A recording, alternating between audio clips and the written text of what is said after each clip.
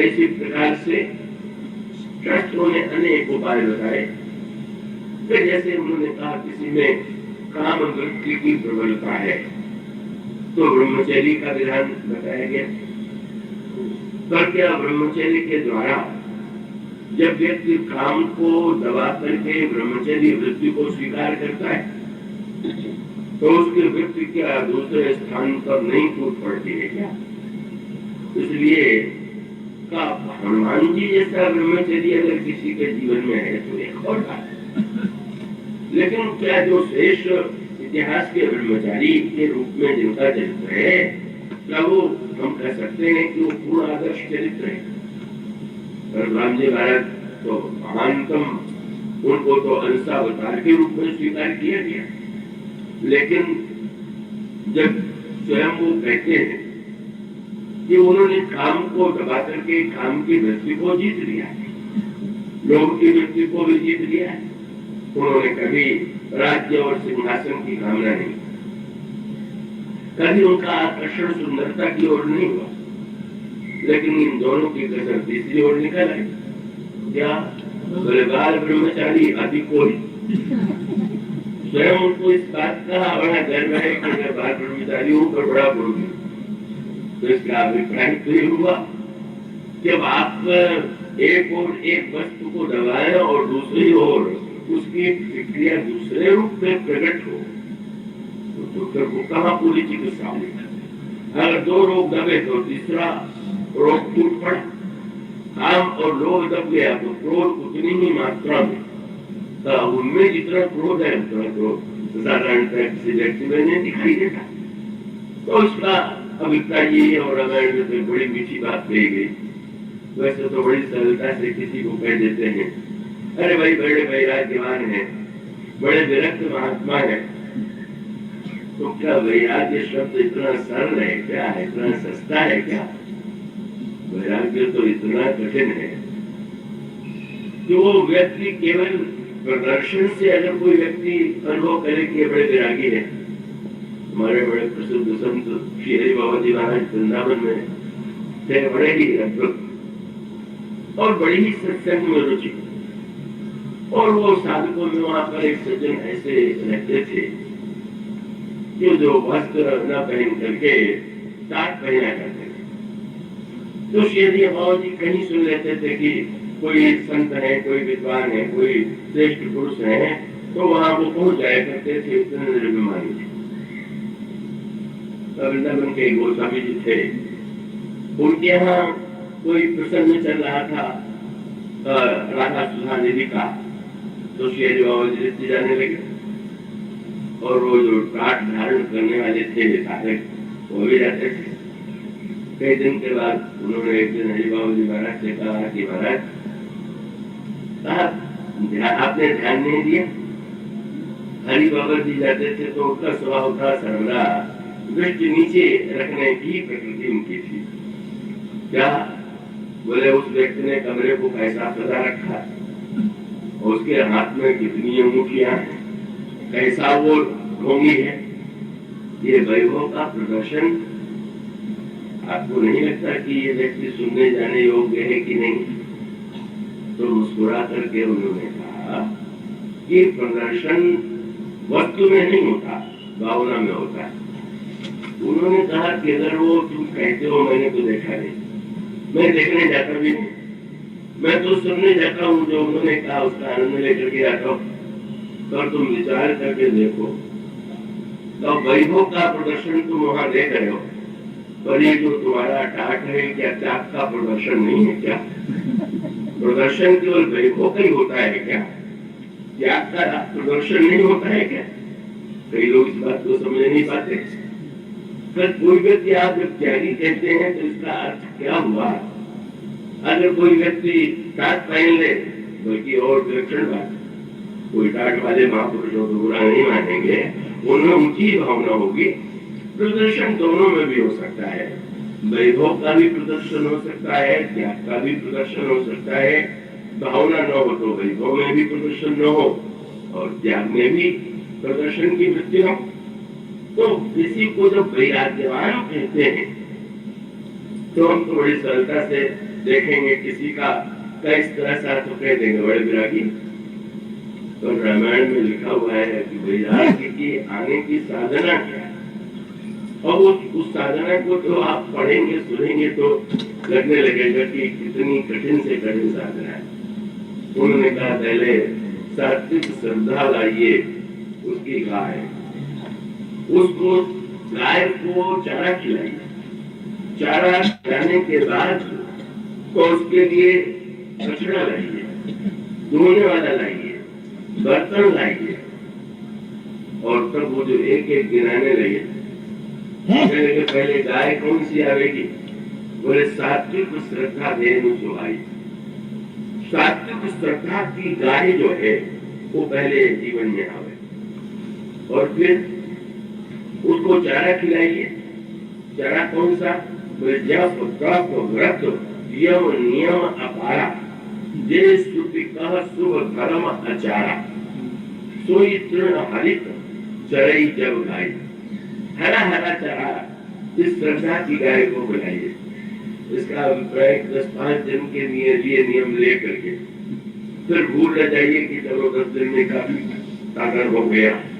नित्य साधन में संलग्न रहिए, और तब उस श्रद्धा की गाय के लिए बछड़ा लाइए। तो कौन सा, बोले भाव वत्स शिशु पाई पहनाई, भाव का बछड़ा लाइए। फिर गाय को दूसरे समय उसके दोनों पैर पीछे बांध देने के लिए नोइश एक रस्सी का प्रयोग होता है। वो कहते हैं अब इस श्रद्धा की गाय का भी दोनों पैर पीछे बांधिए। अब इसकी व्याख्या मैं इसलिए नहीं करूंगा कि तो जटिल से जटिल करेंगे। नोई की रस्सी से श्रद्धा की गाय के दोनों पैर बांधिए। फिर बर्तन ले आइए, क्या बोले पात्र विश्वास, विश्वास का बर्तन। फिर धोने वाला लाइए, धोने वाला अहीर हो और उस पर 2 गुण होना चाहिए।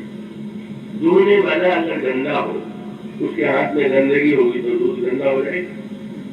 और धोने वाला अगर कई घरों में धोने वाला हो तो समय पर कभी दूध धोने नहीं आएगा। तो भाई एक ऐसा अहीर चुनिए कि जो केवल आपकी गाय को धोता हो और साफ रखा हो। ये कौन है जिसकी कथा चल रही, बोले निर्मल मन अहीर निज दास। ये निर्मल मन जो है, कहाँ निर्मल है, यहाँ तो इतने मल है मन में जो तो गंदगी से उसमें गंदगी भरी हुई है, और निज दासा भी नहीं है। जितनी गायें हैं, ये हमारे शास्त्रों में इंद्रियों को भी गाय कहते हैं। और मन जो है कभी कान को धो रहा है, कभी नाक को धो रहा है, कभी आंख को धो रहा है, कभी कहीं कभी कभी। अब ऐसा चाहिए कि निज दशा में केवल श्रद्धा की गाय को ही धोए, और तब परम धर्म में अहिंसा का उदय तब होगा, अहिंसा वृत्ति का। और अहिंसा वृत्ति का दूध आने के बाद फिर दूध को दही बनाना है, दही को से मक्खन निकालना है, मक्खन से फिर उसको घी बनाना है। दोनों का दूध तो मिल गया, पर उसको गाढ़ा कीजिए। क्या बोले, अवचय अनल अकाम बनाई, निष्कामता की आग पर इसको पकाइए। और उसके पश्चात बढ़िया बात कहेंगे, इतने गुण दूध आप गर्म करेंगे तो बहुत गर्म हो जाएगा। तो दही को बनाने के लिए आवश्यक है जो दूध है, और उतने गर्म दूध में तो दही नहीं, जामुन नहीं डाला जाएगा। तो उसको पहले ठंडा करते हैं। ठंडा किस वस्तु से करे, बोले दोष मरुत तब क्षमा जुड़ाओ है। क्षमा की वायु से उसको शीतल कीजिए और उसको जमाइए। सब जामन दे जमावे। फिर उसके बाद मथानी लाइए। मथानी के लिए रस्सी और मथानी के बाद मंथन कीजिए।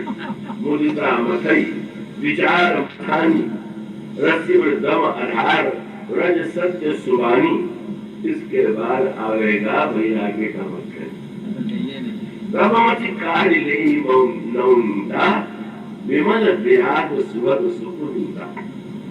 जब श्रद्धा विश्वास भावना सत्कर्म निर्मल मन अहिंसा निष्कामता इतनी वृत्ति आ जाए, तब कहीं वैराग्य का नवनीत, पर आनंद तो तब आएगा कि जब गोस्वामी जी ने एक ऐसी बात कही जो सुन के व्यक्ति घबरा जाएगा।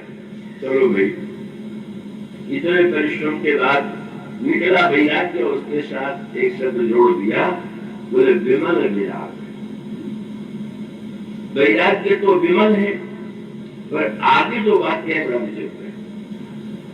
कहा अब तो चिंता नहीं है, कहने जिनको मक्खन खाना हो तो उनको तो चिंता नहीं, पर जिसको मक्खन का घी बनाना हो और घी को दिए में जलाना हो उसको तो रुकना पड़ेगा। तो विरागी बन के आपको मक्खन ही खाना है, और का अभिप्राय कि संसार के बहुओं विरागी समझ करके लोग तो खूब सेवा करें, खूब सत्कार करें, अगर यही लेना हो तो ठीक है। लेकिन अगर आप ज्ञान का प्रकाश चाहते हैं तो ये कहा गया कि वैराग्य के मक्खन में भी एक मल है। मल माने जैसे मिट्टी है वो भी मल है। तो अब दही से जो मक्खन निकला उसका मल माने कोई बाहर की गंदगी नहीं, पर आप जानते हैं दही में थोड़ी थोड़ी खटास है, तो घी के लिए तो वो भी मल है। आप कहते हैं कि अब जो है अग्नि प्रकट करके इस मक्खन को पकाइए घी बनाने के लिए। क्या योग अग्नि करी प्रकट सब और कर्म शुभाशुभ बनाए, शुभ और अशुभ कर्मों की लकड़ी बनाए और योग की अग्नि से उसको प्रज्वलित कीजिए, और फिर बुद्धि बैठ करके उसको मक्खन को पका ले। बुद्धि सिरावे ज्ञान कृत ममता मल जली जाए। अब कहीं जाकर के पूरा मल मिटेगा। घी पकाने वाले को बड़ा सावधान रहना। मक्खन पकाने वाले, मक्खन घी कब बन गया? मक्खन को चढ़ाइएगा तो उसमें एक आवाज होती रहे, चिड़चिड़ शब्द होता रहे, और जब वो चिड़चिड़ शब्द मिट जाए तो समझ लीजिए कि वो मक्खन जो है अब घी बन गया। तो वैराग्यवानों में जब तक चिड़चिड़ापन है, मैं बड़ा वैराग्यवान हूँ, तब तक कभी पक्का नहीं है। इतना कठिन है, कितना वैराग्य, बहुत वैराग्यवान जो होते हैं बड़े चिड़चिड़े, और लोग समझते हैं क्या बढ़िया वैराग्य है, जो सबको फटकारते रहते हैं, किसी की परवाह नहीं करते। ये कोई वैराग्य का लक्षण नहीं है कि आप दिखावा करेंगे, हम किसी की परवाह नहीं करते। ये कई लोग भ्रम से मान लेते हैं कि जो किसी की परवाह नहीं करता वो बड़ा वैरागी। ये आवश्यक है क्या? परवाह करने वाला क्या रागी होता है क्या? अरे भाई, परवाह नहीं करने की बात में वो अगर बार बार प्रदर्शन यही है कि मैं तुझे कुछ नहीं समझता, मुझे कुछ नहीं चाहिए, तो हर जगह मैं तो व्यक्ति का बोल रहा है, वो चिड़चिड़ापन कहाँ पर दूर हुआ? जुड़ते हमारे श्री जी महाराज थे, कोई व्यक्ति उनसे मिलने के लिए आए, विशिष्ट व्यक्ति थे। उन्होंने मुस्कुरा करके कहा किसी शिष्य से जो आ रहे थे कि इनके लिए कुर्सी ला करके रखो, आके बैठ गए। थोड़ी देर बातचीत हुई, जब चले गए तो चेलों से नहीं रहा गया। उनको लगा कि हमारे गुरु जी का व्यवहार तो ठीक नहीं है, और उन्होंने कहा कि महाराज संसारी लोग कुछ लोग को चाहते हैं, इसलिए इस तरह से प्रसन्न करते हैं, पर आगे से संत को तो सिद्ध संत है, आपको जब कुछ चाहिए नहीं तो आपने इतना सम्मान उन्हें क्यों दिया? तो बाबा ने हंस करके ही कहा कि मुझे तो नहीं चाहिए पर उनको तो चाहिए। क्यों? वो तो बेचारा सम्मान की भूख लेके आया था, तो भूखों को भोजन कराना तो मेरा अभ्यास है, तुम क्यों ऐसा मान लेते हो? मानो वो संतुलित दृष्टि, जिसमें ये नहीं कि मैं बड़ा त्यागी हूँ, मैं बड़ा विरागी हूँ, मैं फटकार देता हूँ, चाहे जो कह देता हूँ तो बड़ा विरागी हो गया। अभिप्राय ये है कि बहुत कम लोगों ने सही अर्थ ग्रहण किया है, और ये सूत्र मानो ये बताने के लिए है कि सच बात तो ये है कि प्रत्येक तपस्या, प्रत्येक साधना, प्रत्येक गुण के साथ कोई न कोई कठिनाई जुड़ी